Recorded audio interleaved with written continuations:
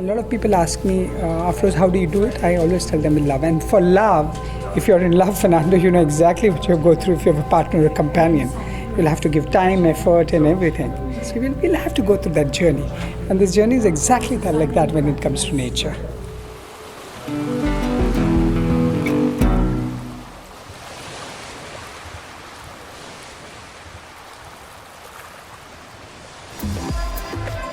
You know, love for nature comes first with love for human beings. When you start bonding and loving people up, then you get into that community mode to do. We are humans and we need to interact. And when you interact with love, nothing like it. So it's at the lowest denomination, love, and then you connect with people up and then the bond building happens. Either you change people's head and heart to work in tandem with what's going on with nature, or you use coercive measures. I believe in doing it by love, and that's how the movement built up, you know. We human beings have different traits, different thought process. We sometimes go tangentially, we argue, we are intellectual, we are intelligent, so we have all kinds of views. But if you get them to a common platform where there's nothing but love for each other and love for nature, it works fine. You see, we share a common concern for nature. Me and them, if I come from a higher strata or somebody comes from a lower strata, we have a common concern, which is your health and your environment should be good. Who doesn't like to be near clean water or a clean beach or a clean river or a clean ocean?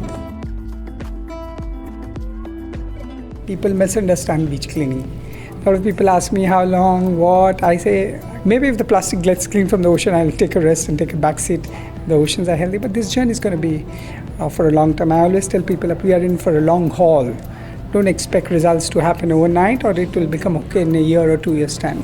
I'll tell you one thing. First, beach cleaning is just a consequential effect. What you see is the consequence, what has worked in the heart and mind. So somebody who cleaned the beach, he goes and handles waste. It's a great way to teach them that here's the problem, you be a part of the solution, and then go back and do it at your home and your neighborhood.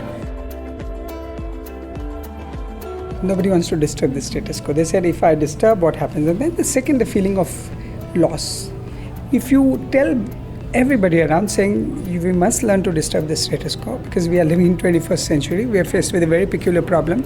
The ideas and the concepts and the traditions and the way we live, which are imparted in 70s, 1970s and 80s, are no more good. You pass on to a young kids who are between the age group in 18 to 14 saying that here is your ocean and your planet.